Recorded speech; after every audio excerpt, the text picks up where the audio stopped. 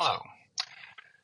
So I decided just to record a new video for you guys. So this is a video that is for the High Potential Program Sales uh, Math STEM course that we will be doing next week. So the idea here is that there's kind of two goals for Monday. One is that you're going to kind of review on your own the rules of exponents. You're going to take notes on, you know, notes on, from the textbook or any other resources you think might be useful, and seeing how your notes, whether or not your notes are helping you actually understand how to do those concepts, which we will practice on Monday. In addition, in preparation for Monday, you're also going to prepare and take some notes on a lecture on units and dimensional analysis. And this is an idea that is common that a lot of professors do here that used a flipped classroom approach. So again, the idea is that rather than you sitting and listening to me passively for 50 minutes in class while I lecture and you just copy down things I write on the board, instead you do that part before class. So you're going to watch this video. This is the lecture for that class. And then when we get to class, we don't have to spend then 15 minutes on me talking about things and working through problems. I know I can do them. Really, we need to make sure that you know how to do them. So this ultimately gives you much more practice and usually results in a lot better learning as long as students keep up with the videos. And some people have the concern where they think like, well, how is this fair? I'm expected to do a lecture for 3 hours a week and then study. If I'm in lecture for 3 hours a week, I'm expected to study 6 to 9 hours a week for that particular class. You might say, now you're in addition adding 3 hours of lecture, then I have 3 hours of class, and then I have all that study time? Well, not quite. The idea is that, yes, essentially there's 3 hours of lecture and then there's 6 to 9 hours of study time. What this does is simply kind of reclaims some of that study time and has it be kind of very concentrated, dedicated study with a professor.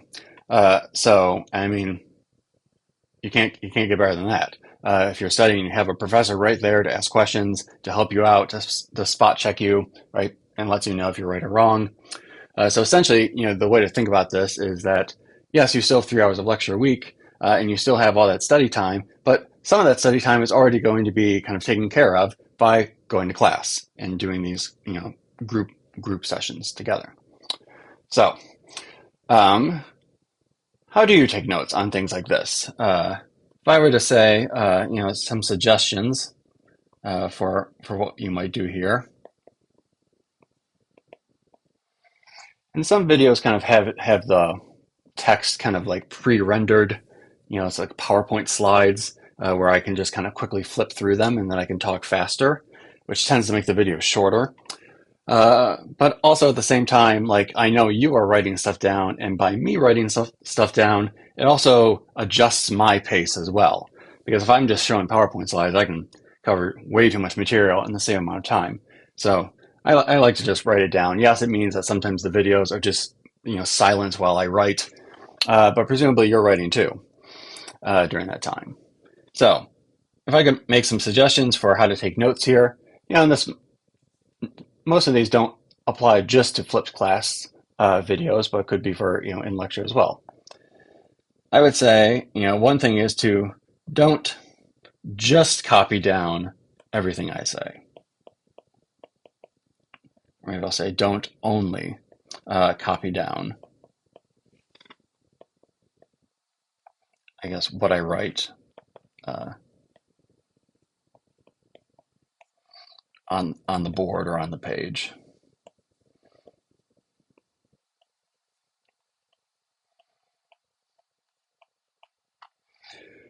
Because again, that is the kind of just making a carbon copy of what I wrote on the board is a step in the right direction, right? If I'm bothering to write it on the board, chances are it's probably important, or I'm working through a problem, right? You will copy on the kind of the steps.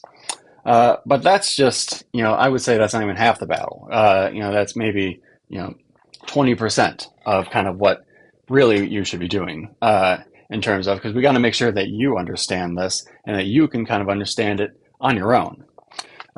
In the moment where you're copying down material, as the professor is lecturing, it probably will make way more sense in that moment, uh, even if it's the first time you're seeing the material. But then when you step away and maybe try to review your notes even later that night, you might find that some things are not as clear as you thought they were. Um, but of course, you can't realize that or figure that out if you don't ever look at your notes again. So that's another suggestion. Don't copy down what I don't only copy down what I write on the board or page. And another suggestion would be to actually look at these things. Look at these notes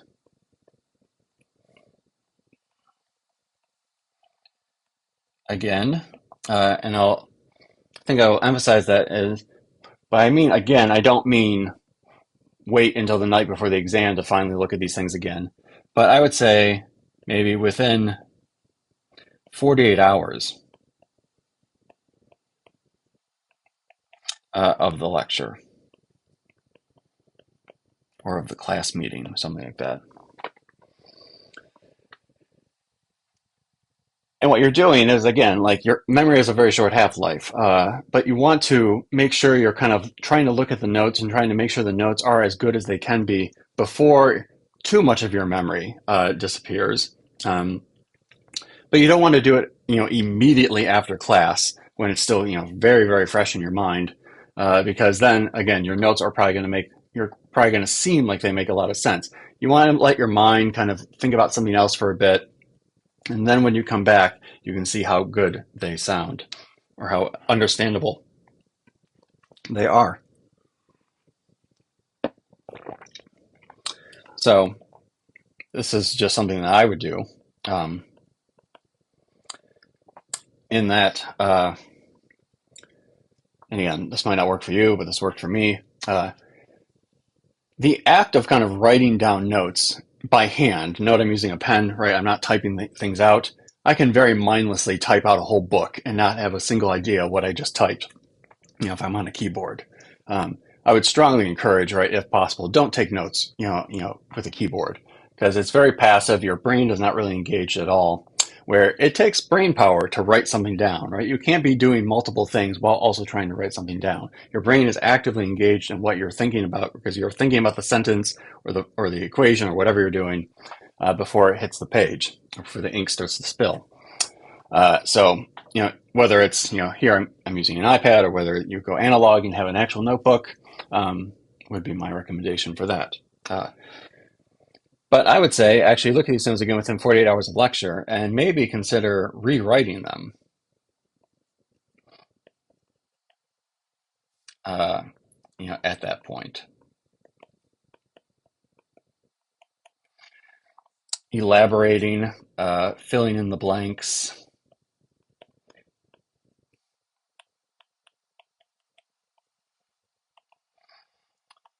Maybe bring, copying additional examples from the book.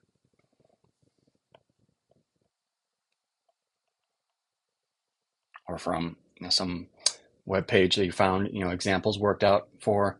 Copy more examples into your notes. Identify questions you still have.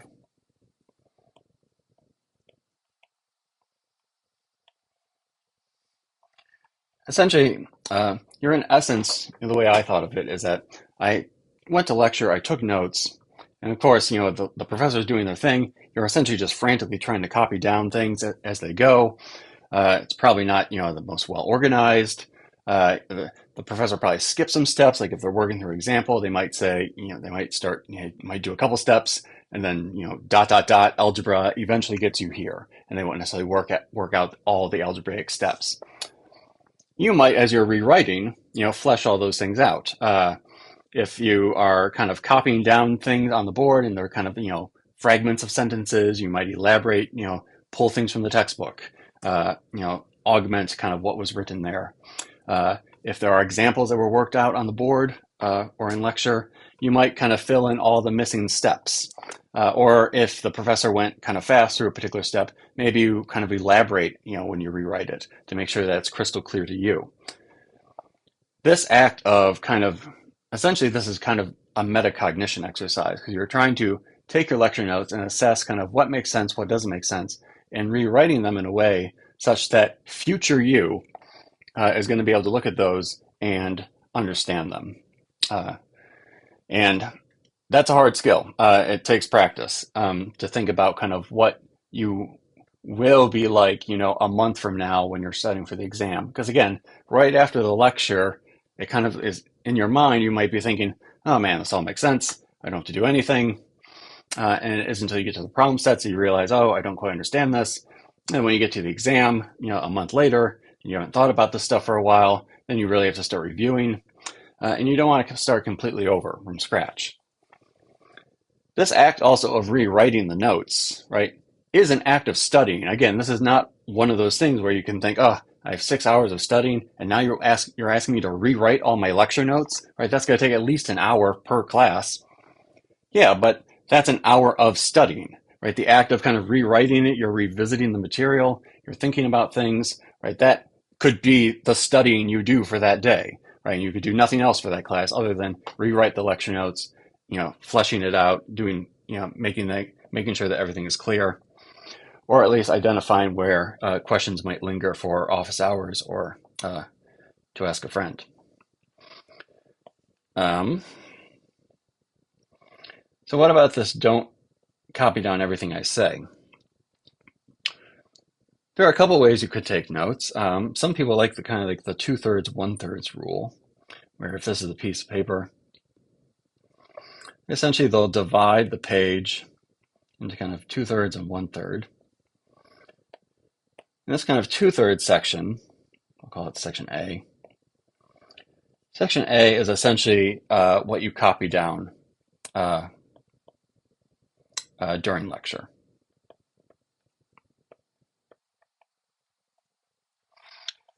Or then B is kind of reserved for your additions. So this could be where you write, questions you have, elaborations, etc. Or notes, right? See page 26 of the textbook, something like that. You could try, and you could do it this way, kind of while you're taking lecture, while you're taking notes, you're in lecture, or maybe this is when if you opt to try this rewrite approach, right? Maybe this is how you structure during the rewrite, where you have kind of dedicated spaces for kind of what was presented and kind of what you're adding to it. Up to you. That's just one idea. But the idea is that you're not just copying down what I'm saying, right? You're trying to, I would think of, if you're rewriting it, or just looking at your notes again, that night after the class, trying to paraphrase things is a great exercise, right? So you could use that section B, maybe to try to paraphrase key ideas. And again, that means writing it in your own words, not just copying down the definition from the textbook, not just regurgitating what the professor said, but trying to, say it how you would say it. Using the language that you understand, because then you're testing yourself as to whether or not you know the definitions that connect to these concepts, whether or not you understand those definitions, as well as perhaps, whether or not you're really kind of understanding the concept itself. You really get a sense of how well you understand something when you try to explain it to yourself or to others. That's also a good strategy. Try to explain it out loud, call your parents and try to explain, the key ideas. Or just try to, put your notes away, find a whiteboard or take out a piece of paper and try to just write down without looking at any notes, the key ideas of the course. You will soon quickly find, the topics that you still need a little work on because you'll start to hesitate and you'll start to really kind of muddy through those ideas versus the ones you feel like you know. So those are just some ideas of how you might take notes right now and in general. And there's other approaches you can look up online. find what works best for you. All right, so this topic is a topic that it is a hill I will die on. I think if you're going into any sort of quantitative field, you have to really understand units and dimensional analysis. This is entirely true. It's especially true in STEM, but as well as in more practitioner trades, like nursing, as well as accounting or economics or anything quantitative really.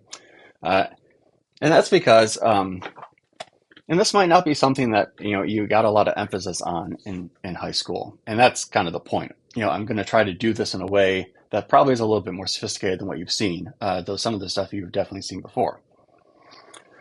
And unfortunately, kind of the way math courses are structured, math courses kind of work against us in that they make it a little bit more challenging if you're in a STEM field or a field where you are going to be expected to do quantitative stuff. And that's because, right, the issue here, or the motivating issue, for this lecture is that math courses tend to focus on just pure math computations.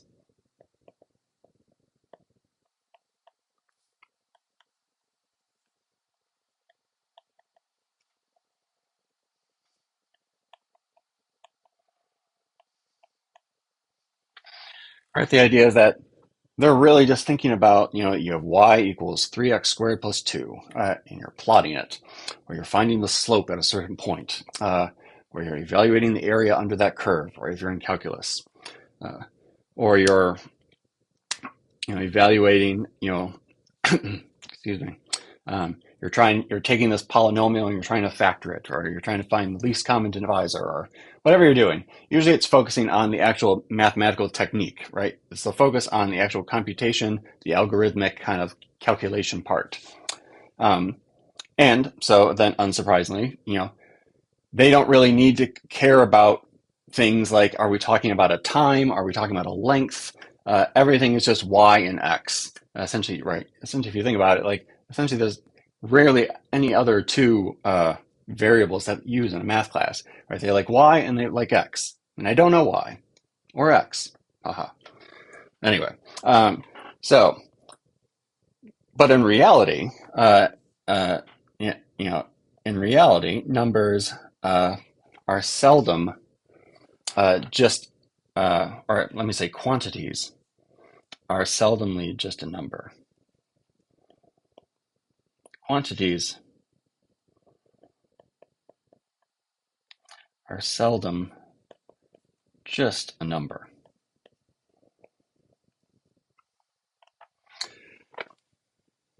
Typically, they have some sort of unit associated with it. That's what gives the number physical meaning. So, again, the first focus of this class is going to be units. And I might say, not necessarily a definition, but a unit kind of gives a number physical meaning.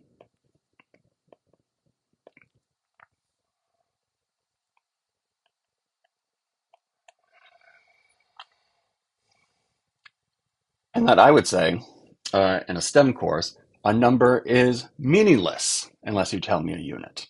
If you don't tell me a unit, well, if you're in my class, immediate -1. If you don't write the unit, for a particular, attached to a particular number when you solve a problem. Because again, the example I gave, I think I gave this example in class, right? If I asked, how old are you? And you respond you respond 18. Well, I might intuitively think that you mean 18 years. You could possibly mean 18 days. You're a young baby. I don't know how you're in college already. Could also be that you mean 18 decades. In which case, I'm pretty sure you've broken a record. In this case, if you think about it, I treat you very differently. I treat each of these people, each person, very differently depending on the answer here.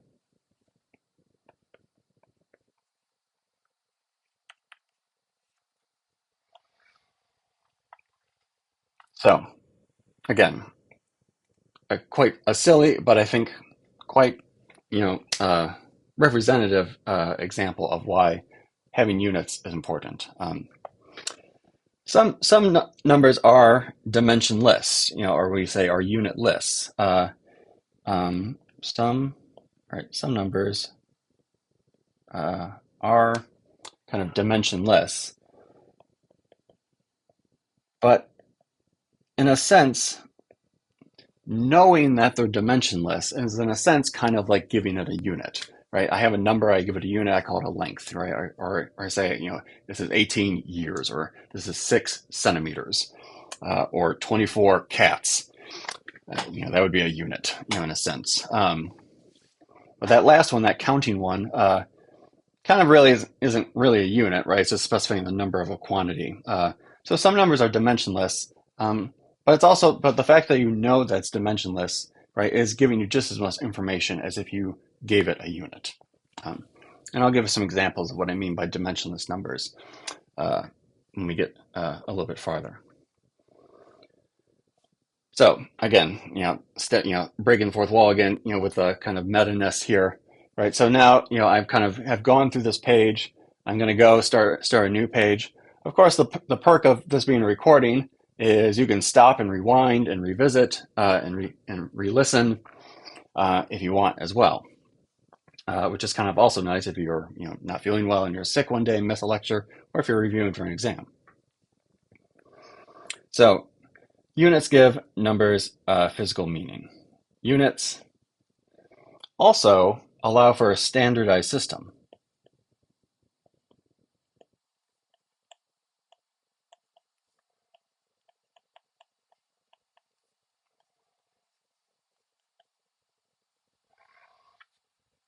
To convey information.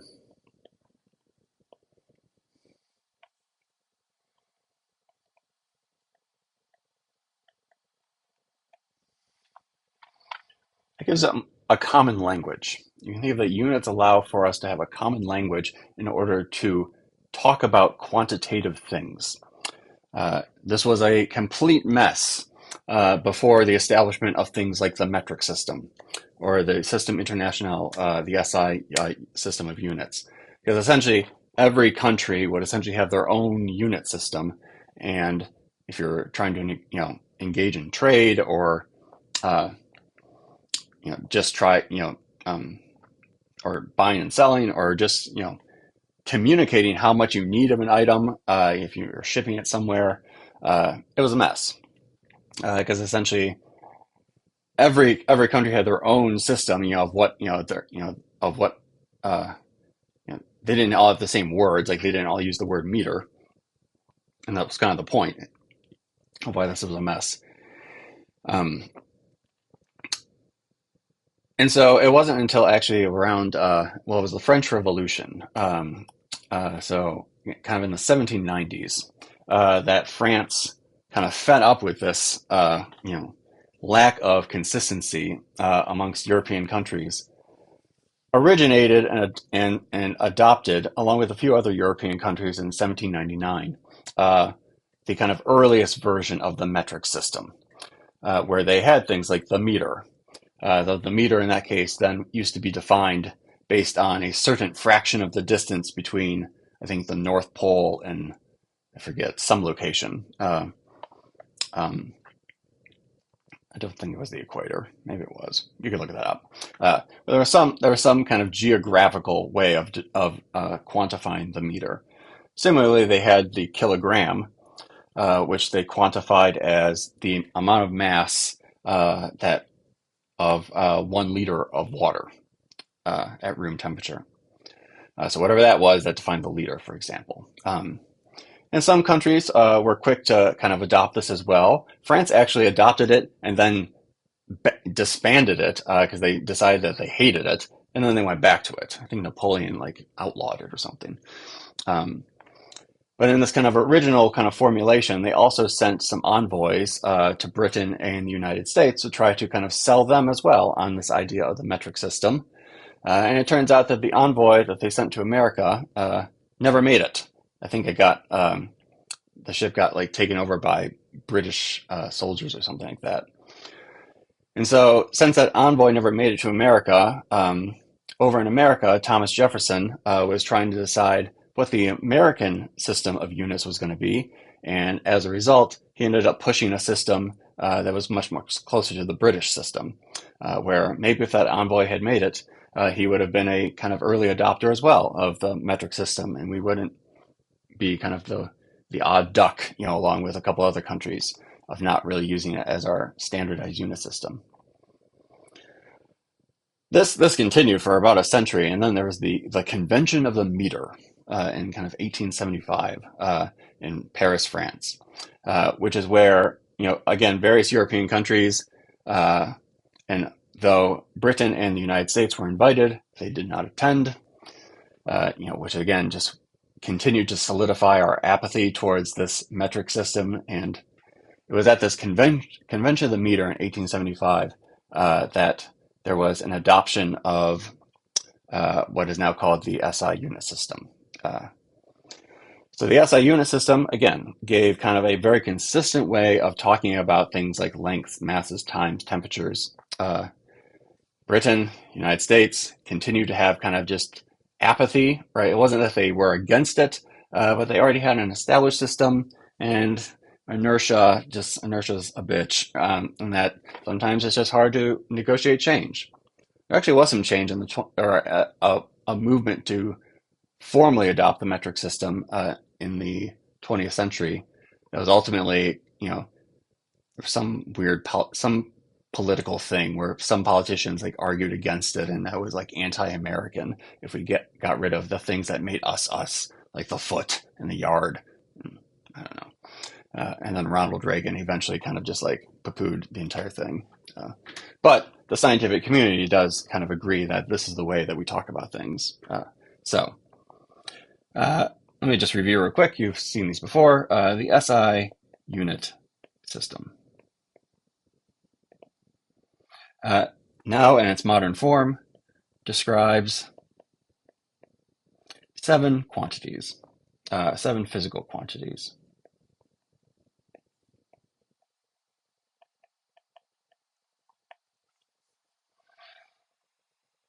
And the history of this is actually pretty interesting. If you look up on Wikipedia or whatnot, kind of the way that these things were determined. Like I said, the meter used to be defined in terms of a certain distance between the North Pole and somewhere else on Earth. It was then kind of standardizing that there were these kind of standard rulers where there was some vault, I think in Paris, or some vault somewhere in France, where there was the official meter, where technically if you wanted to measure anything against, the formal meter, you would have to kind of bring it to that vault and kind of compare it to, this formal meter. Of course, people would make, copies of it, so that you didn't have to do that. And similarly for like the kilogram and, all these things. The issue with those things, just like how the liter of water was kind of a terrible way to define the kilogram, a liter of water, right, which takes up a certain volume, but if the room heats up a little bit, that volume expands. So then, right, that volume, there's a different amount of mass that's in that same volume because the water is kind of expanded to fill up a larger volume than it did before. And similarly, temperature fluctuations or just, aging would cause these kind of physical rulers and physical, masses to change over time. So it was only in the, I think like 2019 or something like that, that now most of these units are defined based on physical constants. So the kind of constants of nature, like the speed of light, Boltzmann's constant, all these constants where if you take physics or a chemistry course, you come to learn and love. Essentially, these physical constants, if we think of them as constants of nature, they're written down in the laws of the cosmos, that we can use those to define all the formal units. Anyway, that was a tangent, which I tend to go on a lot of. So here we have the physical quantity. Then let's have the base unit. And then maybe I'll have some notes for us. So then there's the the physical quantity of length. How do you measure lengths? Well, the base unit is, of course, the meter.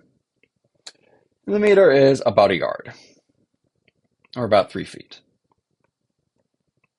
If you want to try to get some intuition about this stuff, there's the mass, which is the kilogram. It's actually kind of interesting that it has a prefix, right? None of these have a prefix except the kilogram, right? It's not gram, it's kilogram. It's historical. It's about 2.2 pounds. 1 kilogram is about 2.2 pounds. So you could pause the video and think to yourself, if you were working out, if you're working out in the gym here on campus, and you go and you lift the 20-pound weight, and if you were to visit, somewhere in Europe and go to the gym, if you wanted to lift the same amount of weight, should you look for a bigger number, something that's like 40 kilograms, or should you be looking for something that's a smaller number, something like 10 kilograms? You can think about that. Time, seconds. Thank God we at least agree on that. There's no difference between the US and the SI unit system for time. Temperature. The SI unit is the Kelvin.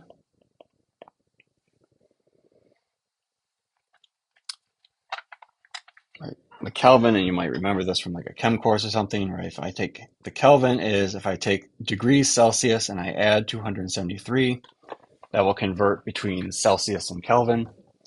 Or if I want to use funky Fahrenheit, Fahrenheit is I do take 9/5 and I multiply it by Celsius, and then I add 32. And that will convert between Celsius and Fahrenheit. And then you convert between Kelvin and Celsius. The Kelvin scale has some actual like physical meaning. I won't go into too much detail. In that 0 on the Kelvin scale has physical representation. Essentially, it's absolute 0. Nothing can get colder than that. Where 0 on the on the Celsius and Fahrenheit scales are somewhat arbitrary. Right? Celsius said that we're going to make 0 where water freezes. I forget what the Fahrenheit scale, the motivation was. Fahrenheit wanted kind of a more finely granulated temperature scale, but it's kind of funky, kind of how it ended up. Another quantity is amount. The base unit is the mole. You're probably familiar with good old Avogadro's number, 6.022 times 10 to the 23. This is using scientific notation. If that's something that's you need to review or is a little rusty, that'd be a good thing to write in your margins, in your notes. Review scientific notation. And then there's ones, we won't be using any of these other than the first three, but just for completeness, there's current, electric current. That unit is the ampere. And then there's the luminous intensity. Actually, you can think of it as how bright or dim something is. And that unit is the candela. Kind of looks like candle. That's not a coincidence. Kind of based off, the brightness of something. Anyway, so again, these are kind of the base units. Of course, you can use different units, right? We use the mile. That's another way of describing length. We use the pound, right? That's another way of describing mass. I could use years for time. I could use, Celsius or Fahrenheit, for temperature. These are just the base units that everything, this kind of the standard, kind of where you might imagine starting from. And you can convert units based on, the problem at hand or kind of what's most representative. Us in astronomy, we're talking usually about very large lengths. The meter, 3 feet, is not quite what we need. We need something more like the light year. How much the distance that light traveled in a year, or the distance between Earth and the Sun is the astronomical unit, 93 million miles, for example. But rather than writing 93 million miles, we'll just write 1 astronomical unit.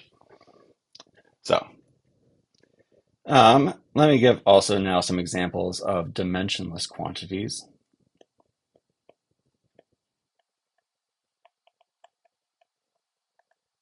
So things like counting,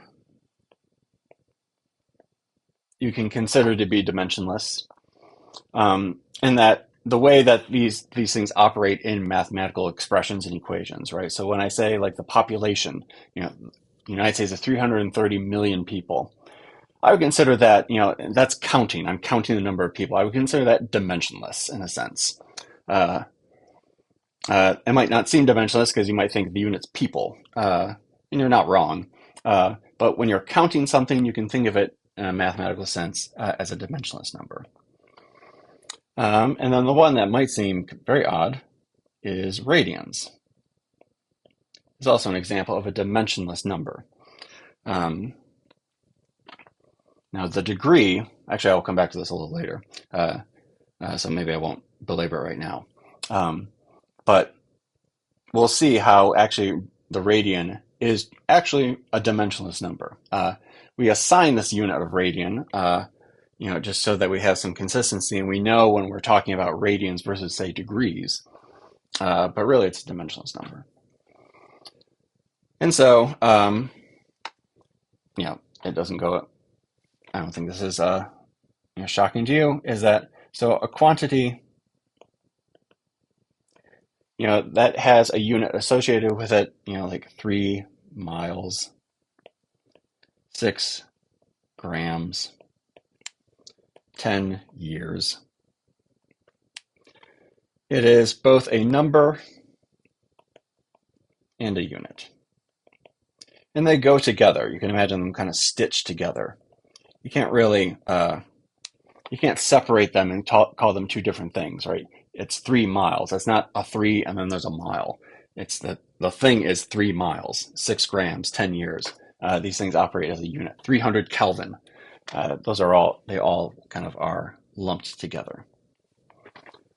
Okay, that's all great. Okay, so we have a way of just giving meaning to numbers, right? I can say something like about a temperature, the temperature in this room, I can say it's 290 Kelvin.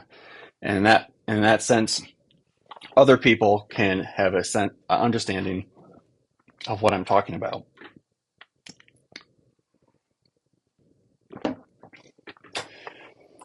But now we have to think about, the mathematics of numbers, addition, multiplication, that sort of stuff, square rooting things and, doing the exponent of something, e to the something rather. We know how that works from a math context, but if we're going to ascribe units to something, we now have to think about, well, what are the rules for units? If I add two quantities together and they both have a unit, what are the rules that allow me to add or subtract two things? What about for multiplication, division? And then how might I convert between them? So here's what I call Lee's three rules of units.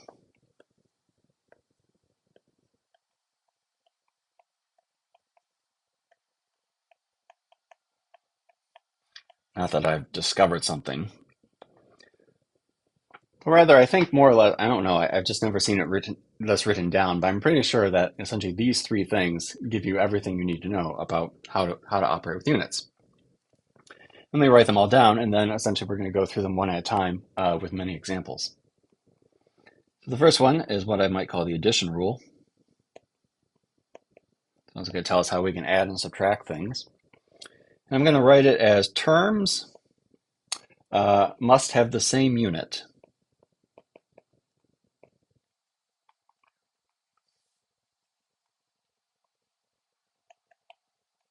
In order to combine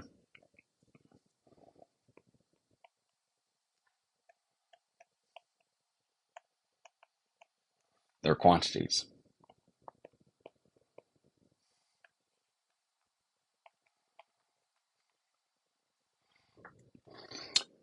Again, we're going to delve into each of these individually, so don't worry if it doesn't make 100% sense yet. It will. Second is what I will call the multiplication rule.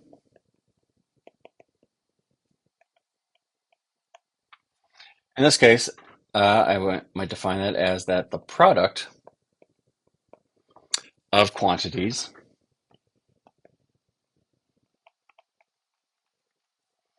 similarly multiply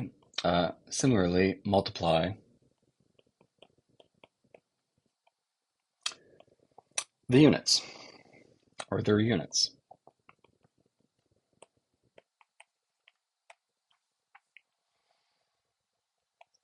And the third rule, which I will call the conversion rule,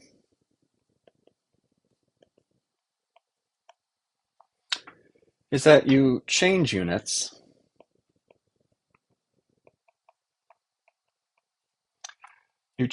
by multiplying by a conversion factor.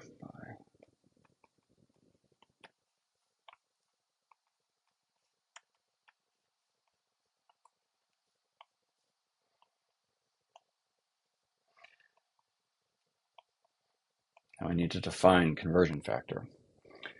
So conversion factor I'm going to define as a mixed unit fraction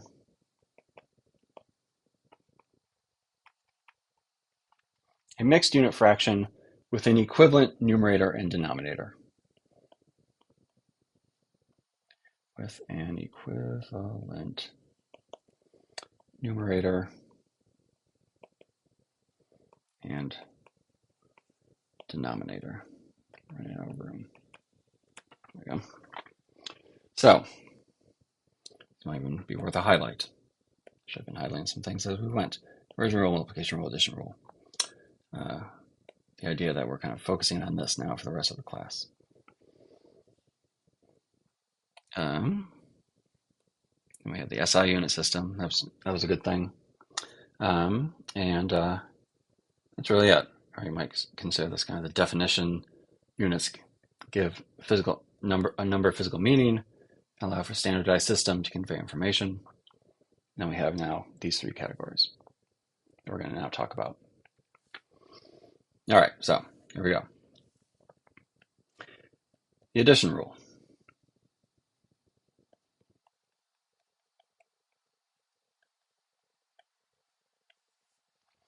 The idea of the addition rule is that the like terms, and by terms I mean kind of the mathematical definition of a term. So things that are separated by a plus or a minus sign must have the same unit in order to combine them. So just to lead by example, 3 miles plus 2 miles, I think we would all correctly say is equal to 5 miles. In this case, the 3 and the 2, since we were adding them, we added the numbers. 3 plus 2 is 5. And we were allowed to do that because these are the same unit. So since they were the exact same unit, we then were allowed to combine them, and then the answer as well had that unit as well. Let's give another example. 10 days minus 4 days equals, let's say, 6 days. The unit is the same, so we can just do the mathematical operation on the numbers, and essentially the unit just is unchanged, right? It's days down the line. So maybe I'll put some, right? That's a good one. That's a good one.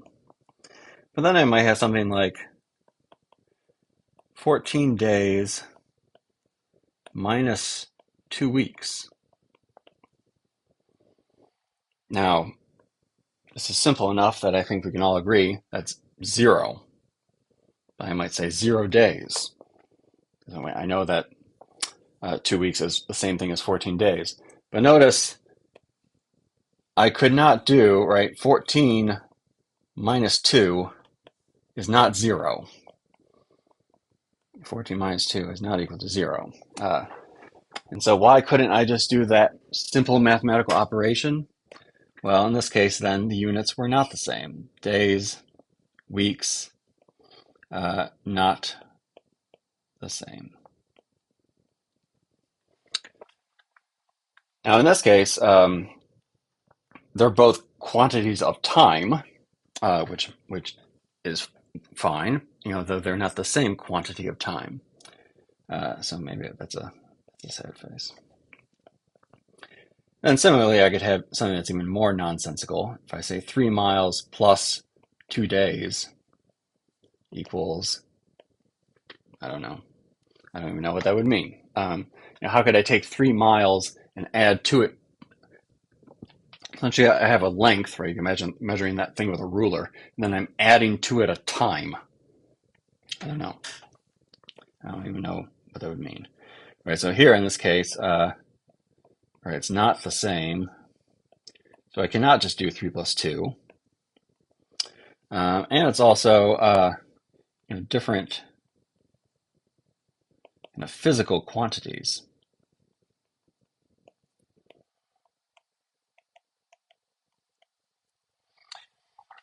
Right, so I would say in that case, you can't even consider adding or subtracting them. Where on the previous one, right, the 14 days minus 2 weeks, we could actually, and we'll have to think about kind of how we might do that more systematically. For example, where's my laser pointer? Right, this thing. This also is a good kind of example of when you're coming up with examples on your own. It's always great to have, start exceptionally simple where essentially you know what the answer is supposed to be, but you can see if you get that answer by applying the systematic rules you're learning about in this kind of science or math course.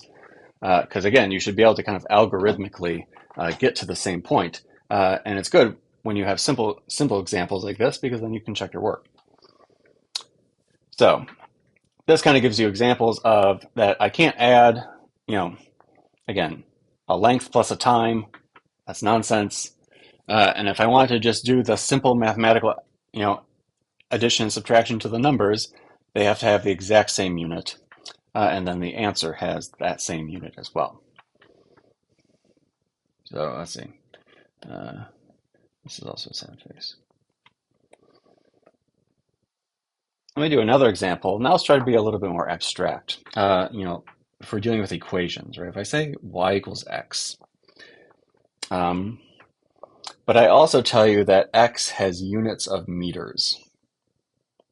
I'm going to use this kind of bracket notation. So this here essentially just means x has a unit of. So I'll use the bracket to kind of specify. Why is it glowing?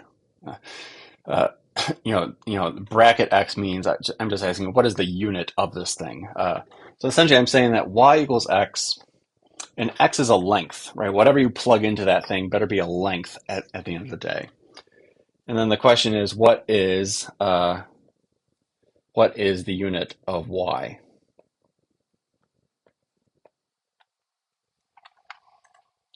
Well, by rule 1, like terms have the same unit.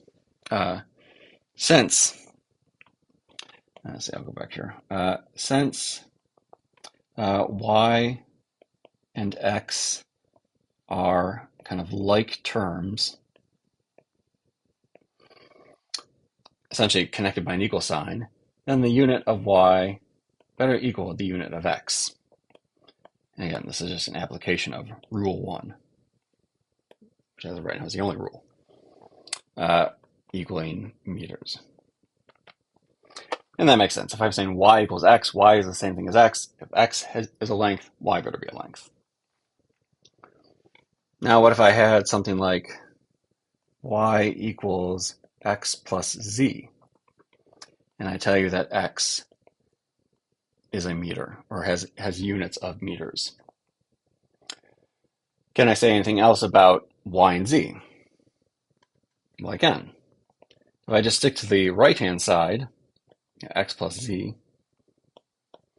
those are two like terms. They are similar terms. So the unit of x better be the unit of z, which is then a meter. So then the unit of x plus z, again, it's going to be something like 2 meters plus half a meter, or maybe, whatever the numbers are. Doesn't matter because we're only thinking about the unit. That is also going to be, a meter.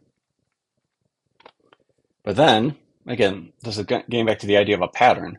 We can go back to the previous one.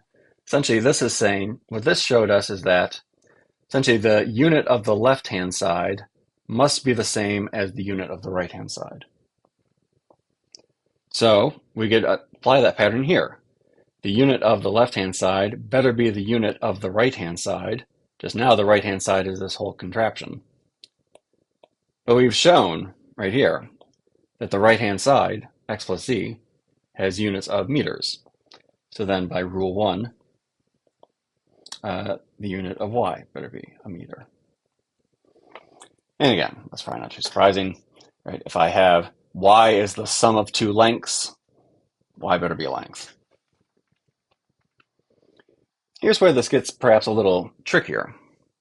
What if I have something like, maybe I'll use Greek letters this time, alpha equals beta times the square root of t minus gamma. And I'm told that t has units of seconds. And the question is, what else do you know? Unit-wise, in terms of, can I say anything about what the unit of alpha or beta or gamma must be if I'm told that t has a unit of seconds? Well, it turns out I cannot determine everything in this case, but I can think about what quantities here are like terms with t. So in this case, let me recopy.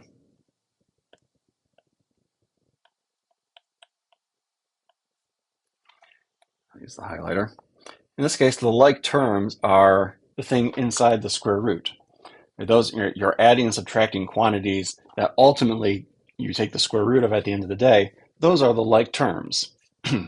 Those are the things that essentially are, must therefore then share a unit as well.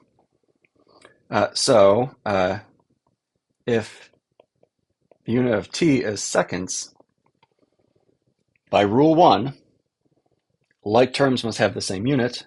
Therefore, the unit of gamma must be seconds. And it turns out that's all you can figure out, because then you have to do the square root, and then there's other things going on, and we have not yet learned how to multiply things, which then also is how we will handle things like square roots and powers. So something like that, right? So essentially, you can say a little bit of what's going on just based on the units. Let's see. Maybe I'll write down one more. If I define this variable v, and I call it x1 minus x0 divided by t1 minus t0. And here they're subscripts, they're just variables, right? I could have said alpha, beta, gamma, and delta instead. I could have said Mario, Luigi, Peach, and Yoshi instead. They're just symbols. And if I tell you that x sub 1 has a unit of miles and t sub 1 has a unit of hours, what can you figure out? Well, you have to figure out kind of what are like terms. Again, you're subtracting these two things, so they are like terms. Similarly, you're subtracting these two things, so those are like terms, even though they're in the denominator, that's fine. So essentially all you know here is that, x1 better have the same unit as x0 because they're like terms, so that better be miles. And you also know that t1 better have the same unit as t0, which has units of hours. So I know what x0 and t0 must have units of, but that's all I know. Because again, if I want to take, essentially this looks like a division. The division is multiplication. So I need to figure out how to do multiplication first before I can say something about, say, the unit of v, which it looks like it's, the division of these x's divided by these t's. So let's not belabor that and go on to the multiplication rule.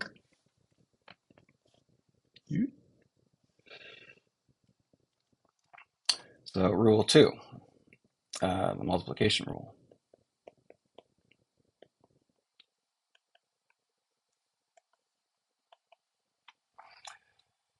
I'll start with a simple example.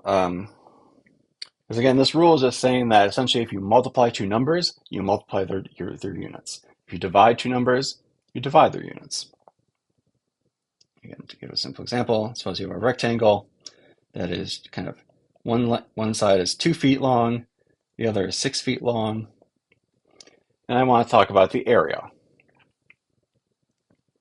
The area in this case, that's fine. The area in this case is then going to be 2 feet multiplied by 6 feet. What Rule 2 says is, if I were to say, what's 2 times 6? You would say 12. In that case, I'm multiplying the two numbers together. So saying essentially that Rule 2 says that I can take the numbers and I can lump them out front. So since it's 2 feet times 6 feet, it's 2 times 6. But then the units have to do the same thing. So then it becomes feet times feet. I'll use some color here. So essentially the 2 and the 6 go here. And since they're being multiplied together, similarly, the feet and the feet end up going here, multiplied in the same way. And so then in this case, the area ends up being 12 feet squared. Feet times feet is feet squared, or square feet. So essentially the operations match for Rule 2, the multiplication rule. This then allows us to define things like a mixed unit. Go back to my previous example, that V equation, but I'll be a little bit more general.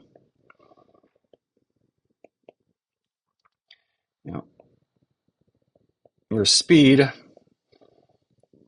is defined as your distance that you covered divided by your time. I call this your average speed. How much distance did you travel and how much time? The ratio is what's called your speed. So if you have, e.g., that your distance is maybe, let's say, 30 miles, and your time is 2 hours, then your speed, which is distance over time,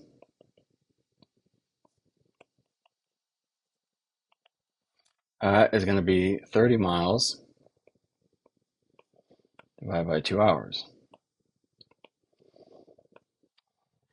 Now, as division, or just multiplication, so again, by Rule 2, that means I can do whatever I do to the numbers, I do the units.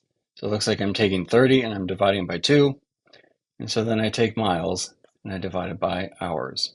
So then it looks like it's 15, in this case, miles per hour, which we sometimes write as just MPH, miles per hour, miles divided by hour.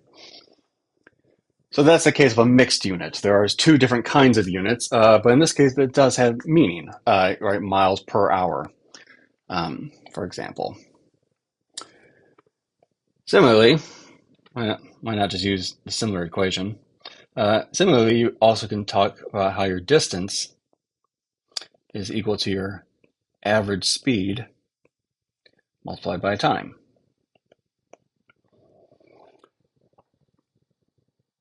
And we can even take a step, we can pause for a second and think back to Rule 1. Rule 1 says that whatever the left-hand side of the equal sign, whatever that unit is, better be the same unit as what's on the right-hand side. So distance, I know, is a length. So I better expect, right, as a sanity check, that at the end of the day, whatever happens with speed times time, it better end up being a length or having units of length. So let's suppose that your distance, suppose you are traveling 60 miles per hour and you travel for 2 hours.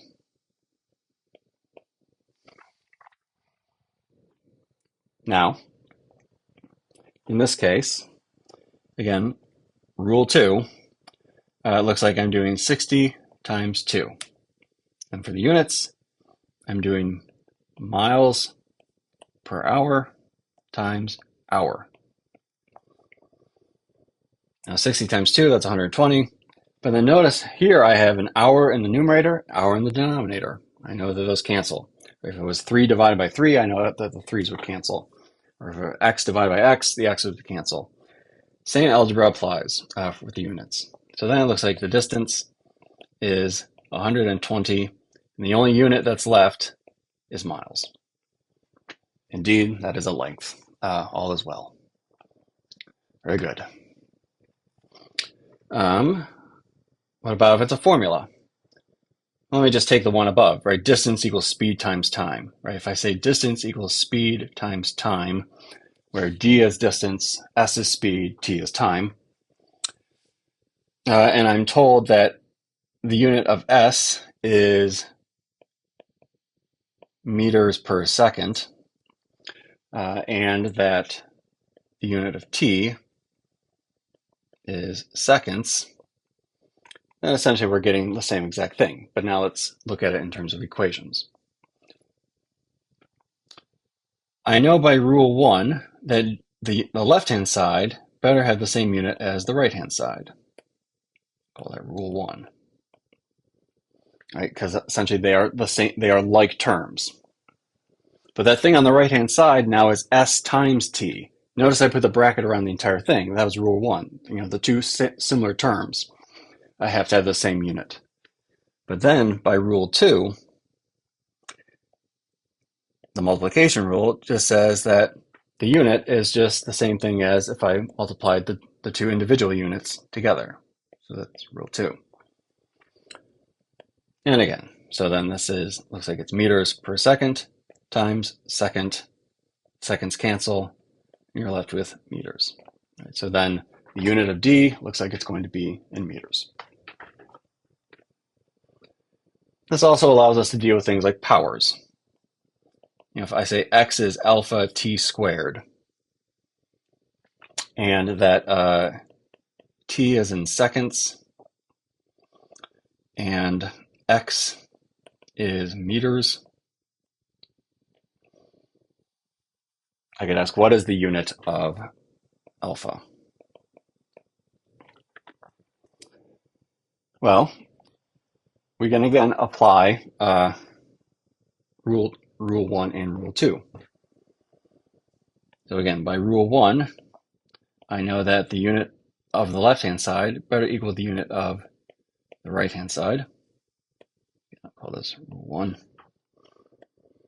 But for the right-hand side, that's the product. Really, it's the product of three things. It's alpha times t times t. You'll even write that out. But really, that's alpha times t times t. So the multiplication rule then again applies. So then this is just going to be alpha, the unit of alpha, times the unit of t times the unit of t. So then this looks like it's then the unit of alpha times the unit of t squared. Whatever the unit is for t, I'm going to square the unit, and that's the unit of t squared in this case. Now, what we don't want the unit for x, though. I know the unit for x. What we wanted was the unit for alpha. You know, we want this. But the nice thing is, of course, is that I know what this is. If I follow the equal signs, I also know what that is. So this is a intro algebra equation. Essentially, I can just solve for alpha. But in this case, I'm solving for the unit of alpha. So the unit of x divided by the unit of t squared, then is the unit of alpha. Yeah, imagine just solving for alpha. I'm just putting brackets around everything. And so that implies then the unit of alpha looks like it's going to be meters divided by seconds all squared. And so the unit is meters per second squared. If you took a physics class, right, and that's an acceleration. Anyway. This also ends up applying to non-integer powers. There was t squared 2, right? An integer or a counting number. I can also do things like take the square root of a unit. So again, if t has units of seconds, then I could ask, what is the unit of the square root of t? Well, again, by the power rule, sorry, the multiplication rule, which also deals with powers, this ends up just being the same thing as the square root of the unit of t. And just how like, let's go back, just how like, where is it? Essentially, the unit of t squared ended up being the unit of t squared. So in this case, then, this would have a unit of seconds to the 1/2 power, if you wanted to, because remember, square root is just the same thing as 10 to the 1/2 power.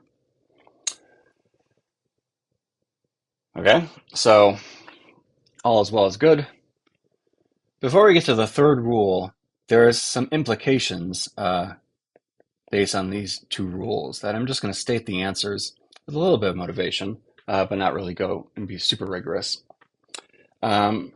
This has implications about pure mathematical functions.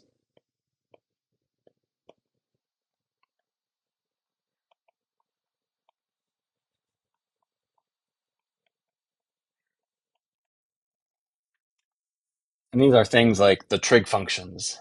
Sine is a pure mathematical function. Cosine, exponentials, right? If you have e to the x or something like that, which typically we write this, as exp something, right? And then whatever's in the parentheses is what goes in. If e to the x, I put x in the parentheses, or the logarithm of something. These are pure mathematical functions. They are defined purely mathematically. So similarly, since they are defined kind of in the pure math sense, the implication is, it requires two things. Kind of one, they are dimensionless themselves.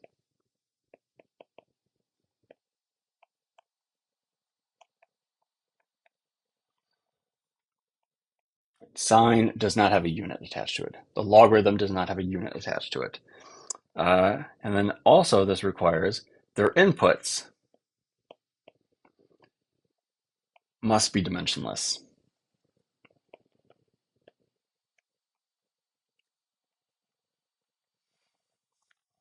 Since they are defined, in a pure math context, units don't really, aren't really appropriate, to exist in these things. So anything that you plug into these things must be dimensionless.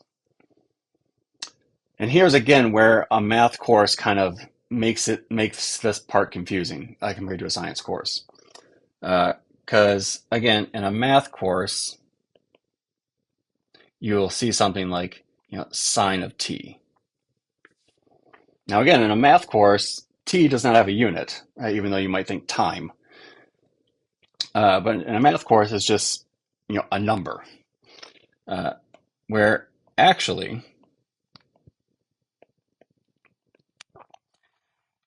if you look in any science or economics or whatever context where trig functions appear, you will never just see sine of t. If t is a time, for example. What you'll actually see is something like sine of omega t, where if t has units of seconds, omega will have units of radians per second. And so then notice when you multiply them together by rule 2, the seconds cancel, and the unit left over is radians, which I said was a dimensionless unit. So the input then ultimately is dimensionless. Or sometimes you'll see, right, you'll actually see something like, right, you might see kind of cosine of t, but it'll be divided by, say, t naught, where if the unit of t is seconds, the unit of t naught will also end up being seconds. So then the two things that have units, you're dividing them, you divide their units, seconds divided by seconds, they cancel, all the units are gone. It ends up being dimensionless. In a science course, you'll notice that when you derive these things or use them, it's never just sine of t. I would say if they ever write it that way, they're being sloppy.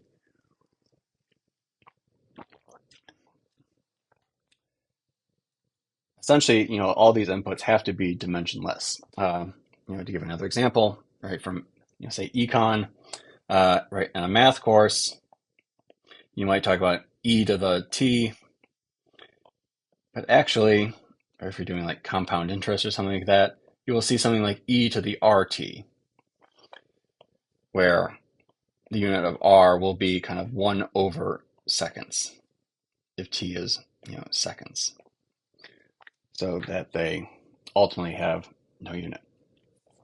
Same thing for the log. Same thing for, I guess that's it, right? And the trig functions and whatnot. Calculus functions are a little bit subtler. Those, they can have units. I won't bother with that because a lot of you are either about to take calculus or don't really need to focus on calculus right now. But a real quick aside, this video is becoming too long. Real quick aside, why is the radian dimensionless?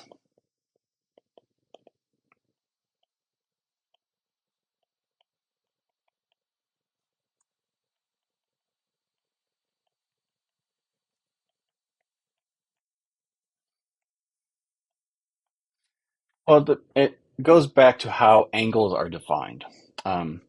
So the way you can define an angle goes back to circles and arcs. So back in the day, they knew that if I wanted to talk about the circumference of a circle, right? This was a lot of thought back in the ancient days when it was come to realize that there is a ratio between the circumference and the diameter, and that ratio is the value pi. Right, so the circumference is pi times the diameter.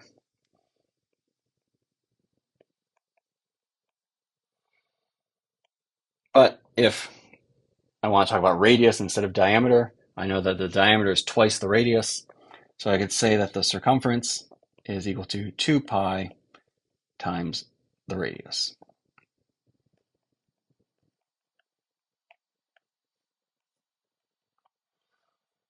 And the c is the circumference. So they knew that, right? If I want to talk about a full circle, it better have a circumference of 2 pi r. But what about if you had just a wedge of the circle? You did not have the full circle, but you just had kind of a slice of the pie. And there's some radius r, and then there's some arc here, s, which we'll call the arc length. Essentially, it's just the length of this part here is s. So you can imagine, I could take a look at this pen. This pen has some length, call that the radius. And then if I were to anchor it kind of where my fingers are and just kind of rotate it around, I could sweep out an arc. You would do this with a protractor, right? You could sweep out an arc, and if you went all the way around in a circle, well, I give it away. You would then have a circle. So you can define, this is how you can define theta. And I could define theta such that essentially this arc length s is equal to theta times r. That is, in a sense, the definition of theta. But now we can think about, so again, if theta is 0, then the arc length is 0, right? This thing has swept out nothing. If theta increases a little bit, then it starts to sweep out something. But I know as I go all the way around, eventually it will be a full circle, in which case I better expect that arc length s to become the circumference. So at a full circle, S equals the circumference.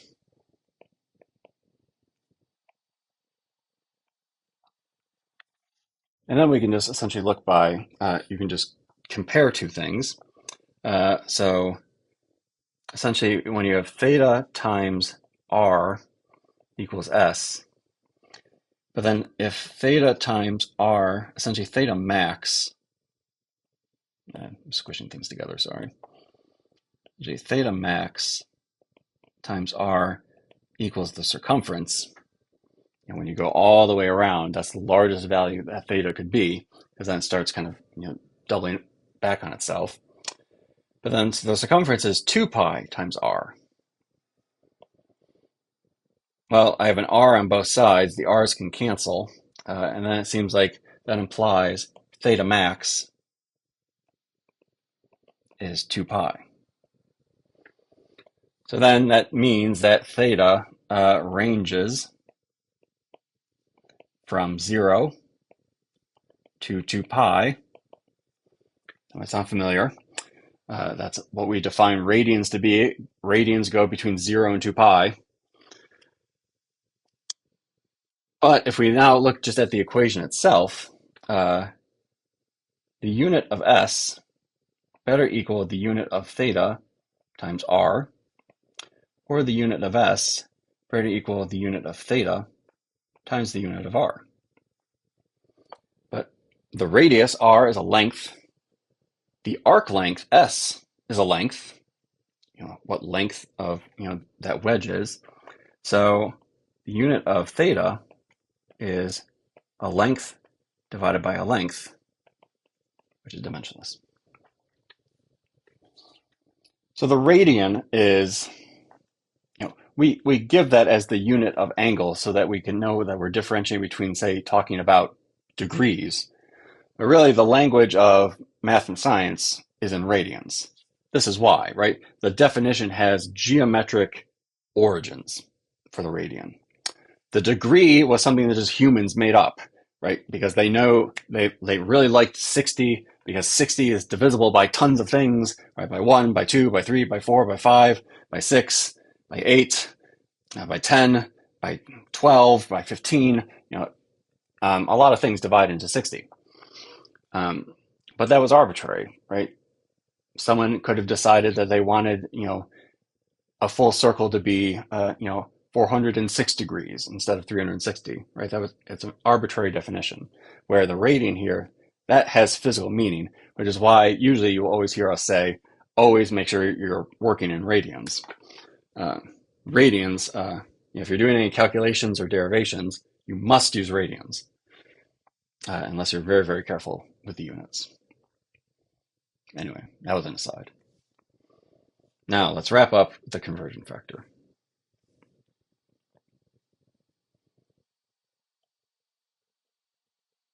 For the conversion rule. My hand's getting tired as my penmanship is going down the drain. So I like to think of the conversion rule as just multiplying by 1. I can multiply anything by 1. I would love to just multiply things by 1 because I know that it doesn't, 3 times 1 is the same thing as 3. I can always multiply something by 1 and I know I'm not going to change it. The key here is, but write 1 in a special way.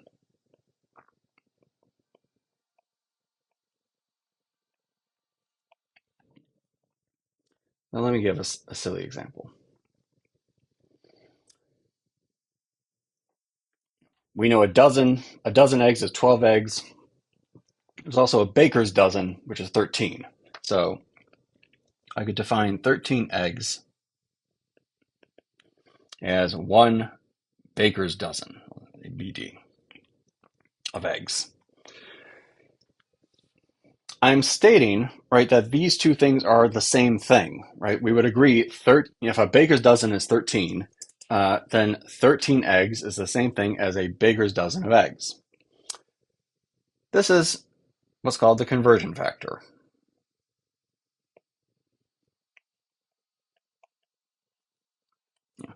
12 inches is the same thing as 1 foot.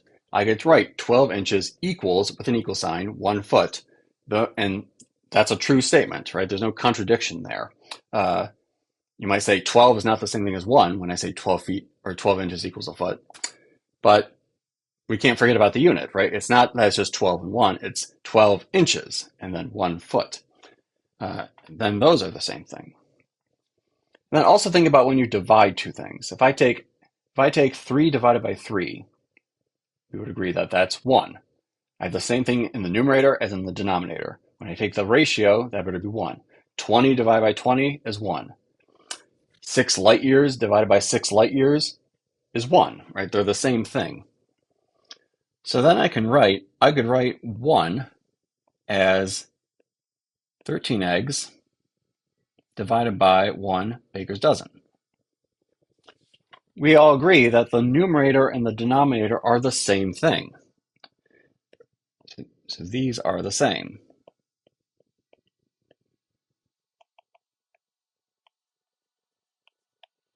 And therefore, when I take their ratio, it better be 1.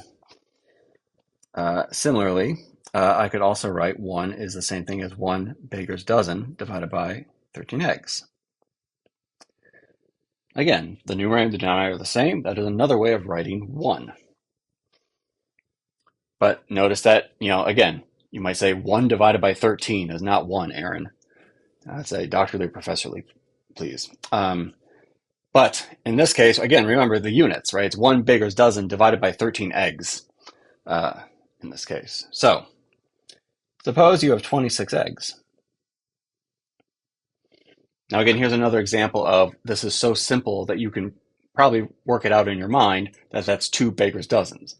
But now let's systematically work through it, and we should convince ourselves that this will give us the same answer. So I can start with 26 eggs. I'm just going to copy it down again. I'm just going to multiply by 1. Again, I'm allowed to just multiply by 1. That doesn't change the value. If I multiplied by 3, that would be different. But here I'm just multiplying by 1. Now I'm going to replace that 1 with one of these special ones I wrote up above. I'm going to write 1 baker's dozen divided by 13 eggs. And then I'm just going to use rule 2. So then it looks like if I were to look at just the numbers, I'm multiplying. If I look in the numerator, right, I have 26. I should use a different color. Actually, I'll use a highlighter. And I have 26 times 1 divided by 13. So numerically, I can do 26 times 1 divided by 13. And then the units follow suit. So then I have eggs times baker's dozen divided by eggs. So then I have kind of eggs, baker's dozen divided by eggs. And look at that. The eggs cancel. And at the end of the day, I say that 26 eggs is the same thing as 26 times 1 is 1. 26 divided by 13 is 2. 2. And the only unit that's left is baker's dozen because the eggs canceled out. Good. Our sanity is left intact. Now, we picked one of these conversion factors. So we picked the correct conversion factor. So the units canceled nicely.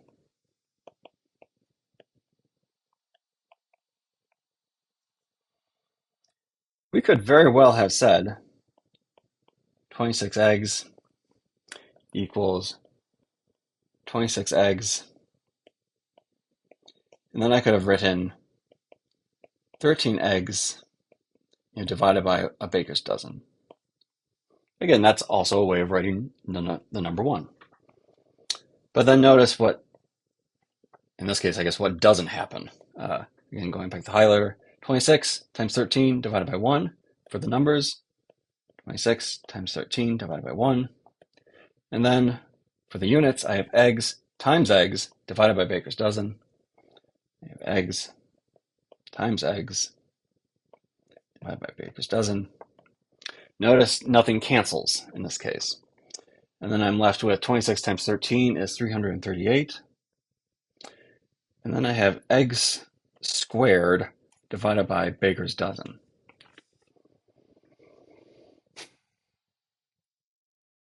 The funky thing is technically this is not wrong, right? I've done nothing wrong, right? I've multiplied by 1 and I correctly applied the rules of units. But nobody talks about eggs in terms of eggs squared divided by baker's dozen. So this is not a very meaningful number with a unit, even though technically nothing is wrong with what we did. But really, usually you want, or you don't want to make the unit messier. Essentially, we turned eggs into eggs squared divided by baker's dozen. Really, what we wanted to do was turn eggs into baker's dozen. So you just got to use which of the two conversion factors do you use? Use the one that's going to cancel out what you want to go away, and it's going to leave behind what you want the new unit to be. So then one more quick example and then we'll be done. So then the idea behind prefixes, like when I say a giga year is the same thing as 10 to the 9 years, right? The giga prefix kind of allows me to not have to always write 10 to the 9. A kilogram is 10 to the 3 grams. What have I not used? A centimeter is 10 to the minus 2 meters. And these prefixes could be used for anything. A microcat is 10 to the minus 6 cats. You can really, there's nothing special or different about the prefixes if you know these rules of units. Because essentially, again, you can just think of this as all of these as conversion factors. These are the conversion factors. As long as you know them, which usually they're provided to you. Well, if you're a science major, some of these are worth knowing. Essentially, the powers of 3, kilo, mega, giga for 10 to the 3, 10 to the 6, 10 to the 9. And then going the other way, 10 to the minus 3, 10 to the minus 6, 10 to the minus 9, milli, micro, nano. Anyway. So then, for example, if I do, for example, 3 centiliters is how many liters? But I do know that essentially, if you look this up on a table, you'll see that centa is kind of associated with 10 to the minus 2. And then the kind of nice thing is that if you write it this way, which is the way I like to write it, then all you have to do is append the unit. So since we're talking about liters, that says that 1 centiliter is 10 to the minus 2 liters. Notice all I did was write liters on both sides. So this again is our conversion factor.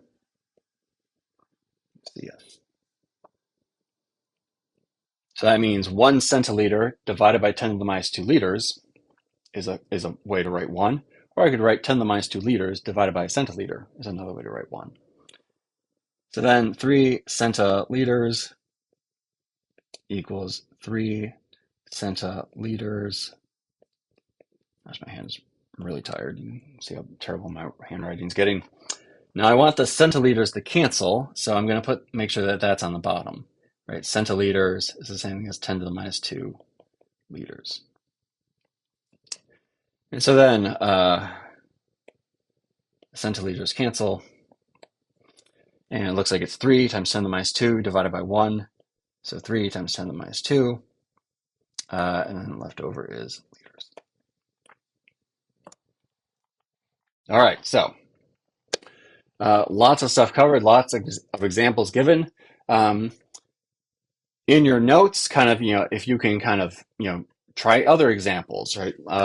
Think of your favorite, unit, or look up your favorite prefix and try to convert, some things. Or try more complicated examples, or you can look online, you can look in a book for these kind of examples of conversion. Now, if you had another way of converting things, like I remember my high school chemistry class had essentially it was like something where you had to draw, like, essentially you were like drawing a grid, uh, essentially, right? And maybe you did something like that. Let me see if I can copy real quick. Like, I feel like in high school chemistry, like if I had like 3 micrometers, right? I had to do something like, like I wanted to convert it to kilometers. I did something like this, where it would be like 10 to the, um, 6 micrometers is 1 meter, and then 10 to the 3 meters is 1 kilometer, for example. And then I would essentially be like cross out, cross out, cross out, cross out. I would encourage you to think about how this is actually exactly the same thing as what we were doing. Here, it's not being written out. My hint will be maybe if we replace these vertical lines with parentheses, you'll see how actually what this is doing is exactly what we were talking about. That's why, I mean, there's pluses and minuses when like a course will teach like this kind of, one neat trick, to do whatever. Because yeah, maybe that neat trick is really efficient and really useful and helpful, but sometimes when you do it so much, you forget kind of where you came from, and you can kind of forget like why is this thing, the one neat trick, which you should be able to kind of boil it down to kind of bigger ideas. All right, very good.